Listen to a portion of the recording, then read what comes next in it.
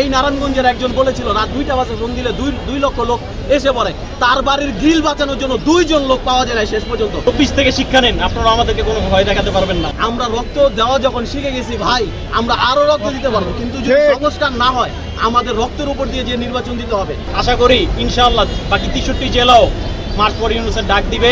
নির্বাচন করে তারা মুখে ফেনা তুলে ফেলছে, কিন্তু আমাদের রক্তের দাগ এখনো শুকায়নি। আমরা আমাদের খুনের বিচার পাইনি। এর আগে নির্বাচনের দাবিতে সবাই সরব হয়ে উঠেছে। সবাই বললে ভুল হবে, নির্দিষ্ট কোনো দল। আমরা তাদের বলতে চাই, আপনারা আমাদের রক্তের সাথে বেইমানি করবেন না।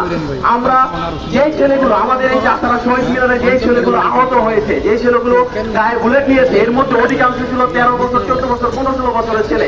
এরা একটা নির্বাচনের জন্য গায়ের রক্ত ঢেলে দেয়নি, তারা দেশের ভবিষ্যৎ বদলানোর জন্য নিজের গায়ের রক্ত দিয়েছে, গায়ের শ্রম দিয়েছে।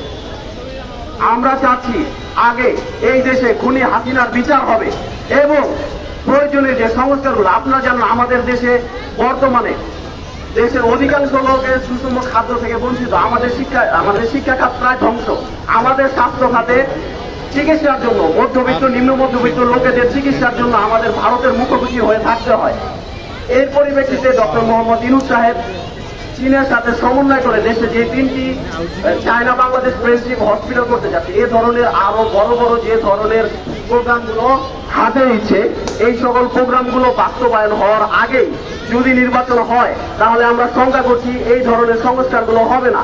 এবং আমরা পূর্ববর্তী যে রাজনীতি ছিল একনায়ক সরকারের, আমার মনে হচ্ছে যারা এখন নির্বাচন করছে, আমি তাদের স্পষ্ট বলতে চাই, আমরা আপনাদের কথা, দিল্লির কথা এবং কথিত আওয়ামী লীগের কথা সুর প্রায় এক।